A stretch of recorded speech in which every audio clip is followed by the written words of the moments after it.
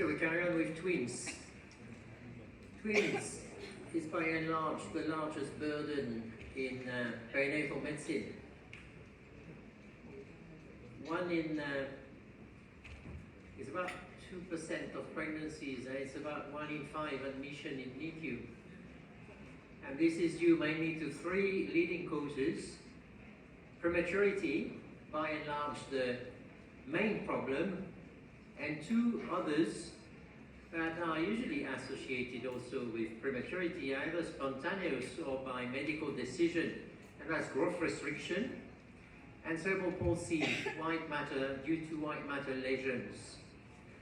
The causes and the mechanisms are to be found in 4 factors: the epidemiology of twinning, and particularly assisted reproductive techniques. This is a high-risk situation mechanically because the uterus is probably meant to carry mainly 1 baby and not more, up to a decent gestational age. High-risk mothers, either caused by the twinning or leading to a twin pregnancy, especially older women getting ART.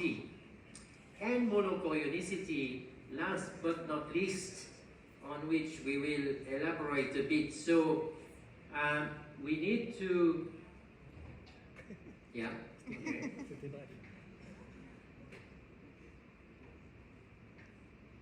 Right. Doesn't like it. Strange. Okay. So prematurity. Prematurity is 2 to 3-fold higher in twins than in singleton. And although recent years have brought some progress and a decrease in spontaneous prematurity in twins, what has continuously increased is the prematurity by medical decision. And at the origin of this is the fact that ART is still on the rise, and ART is addressing older women with IVF, and especially egg donations, and that is the explosive combination to get both growth restriction and maternal preeclampsia, which leads to prematurity by medical decision. All the other natural causes of prematurity, particularly mechanics, has gone down. So, as a variable of interpretation of the risk is chorionicity, and there are very few points in ultrasound, prenatal ultrasound, that should be a definite answer and not a probability, and chorionicity is one of them when it is looked at before 14 weeks. So it's either a lambda sign before 14 weeks and it's a dichorionic pregnancy, or it is a T sign and therefore a thin membrane with an abrupt connection to the placental mass, and this is a monochorionic pregnancy, end of the story. So the first pregnancy is a trail not to be missed.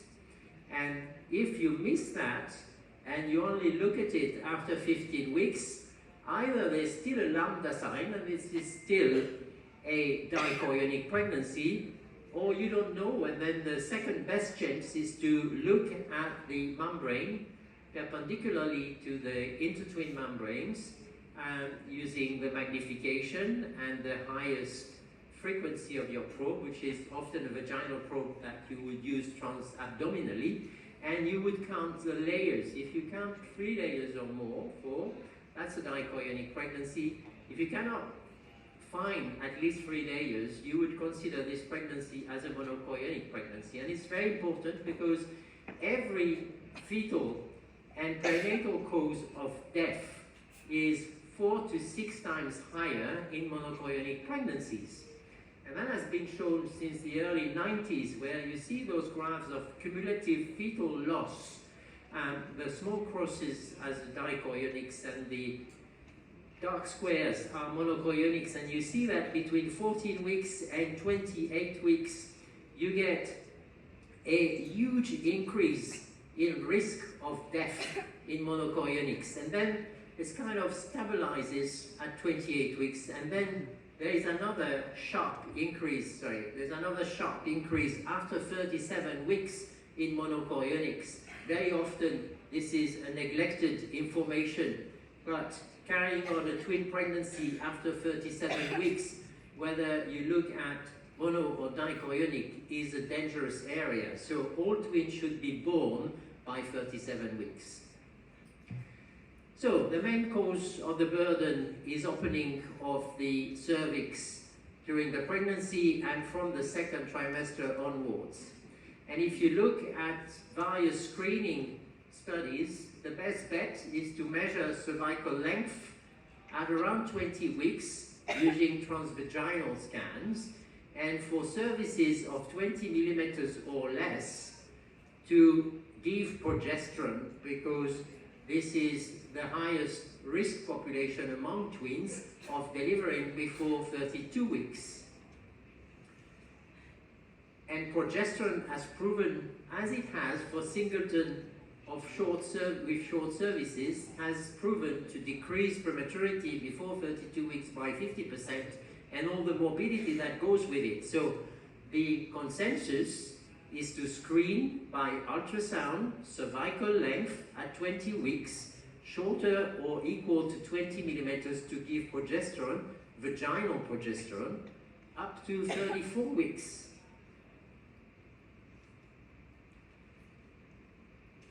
Now, growth in twins. I would not even touch on selective growth charts for twins. Nobody cares about charts.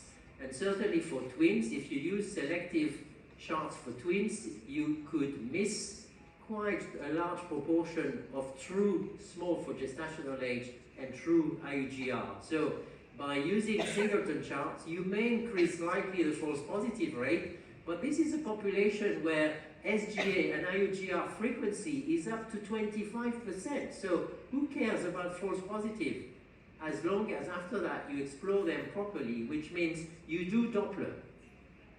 So growth should be checked every month for dichorionic twins and every 2 weeks for monochorionics, because in monochorionics, growth discordance can mean something else.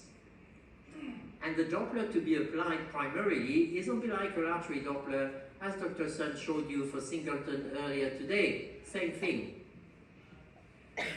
Why is that more frequent to be SGA when you are a twin? Well, there is a crowding problem here. The room is made for one, and you've got two to accommodate. So even in dichorionics, the placenta of one, at least, can be positioned in a less favorable place. And then also, what is much more prevalent in twins is the single umbilical artery picture. And also, when you have monochorionicity, then there is the imbalance into the placental distribution of blood flows, and therefore IUGR is more frequent in monochorionics as well. And the problem with monochorionics is that if one twin dies, the second twin is going to exsanguinate into the other one, causing severe anemia, which in turn can cause death or can cause ischemic sequelae.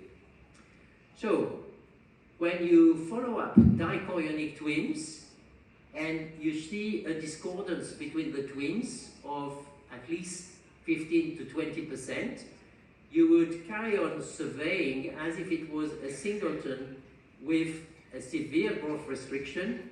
You would do Doppler, and you would act on Doppler to deliver those twins as you were shown this morning for singletons. I'm not going to do that all over again. And at the latest, the only difference is that the latest gestational age to deliver dichorionic twins is 37 weeks. After that, the risk of perinatal death increases threefold. The risk of malformation in twins is a neglected area when one accounts for morbidity, but it is quite significant because in dichorionic twins, you get twice as many malformations of at least one twin than in singleton. Mathematically, it makes sense. It's two singletons next to each other, so the chance is double to find at least one abnormal one. Whereas in monochorionic twins, it's 4 times higher. Why is that 4 times higher? For once, because there are 2 twins, again, and also they are linked with monochorionicity, and therefore midline abnormalities are more frequent as an accident from monochorionic split of the embryo are much higher than in dichorionic twins. So everything that is midline abnormality derived, CNS, heart, gut, kidneys, is to do with an increase in monochorionic twins, and also there can be hemodynamic imbalance between the monochorionics, and therefore the vascular ischemia at any organs, but especially the brain, is more frequent. So whenever you do a scan for a monochorionic, it's never a screening scan. It's always a detailed expert scan. So monochorionics show discordance. And if you get that in mind, you will pick up the specific complications of monochorionicity, because one twin is the witness of the other one. So they should be the same for everything you measure. And if you measure growth, there should be similar growth. Otherwise, you would pick up growth discordance and selective IUGR with the risk of death.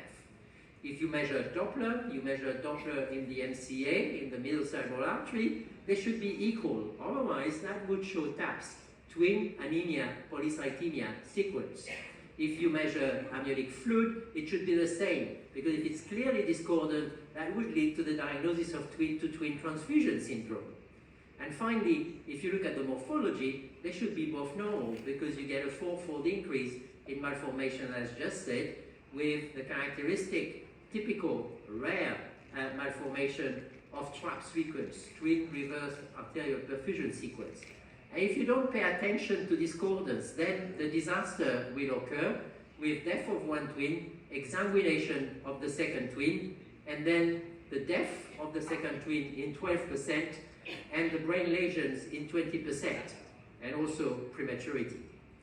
So, to sum up, the death of the co-twin in dichorionic twin is only associated with an increased risk of prematurity, and there is nothing much to do. In monochorionic twin, this could lead to severe consequences in the co-twin, and the first thing to do if you diagnose single intrauterine death in monochorionic twins is to measure MCA-PSV of the survivor. If the peak systolic velocity is high, it means the co-twin is anemic, and then you should give a transfusion in order to improve survival. Unfortunately, we are not going to improve the risk of sequelae, and this should be followed up by scans, but mainly by MRI. If you get ischemia of the brain following the death of one monochorionic twin, you should expect lesions to be showing on scans and also on MRI, on average 6 to 8 weeks after the death of the first twin. And that's the end for today. Thank you. Cảm ơn bài báo cáo rất là hay của Professor Vin. Sau đây chúng ta có khoảng thời gian là 30 phút để thảo luận. Thì 15 phút để thảo luận thì xin mời các anh chị em đặt câu hỏi. Chúng ta ngồi tại chỗ rồi. Không phải sang lắm chứ.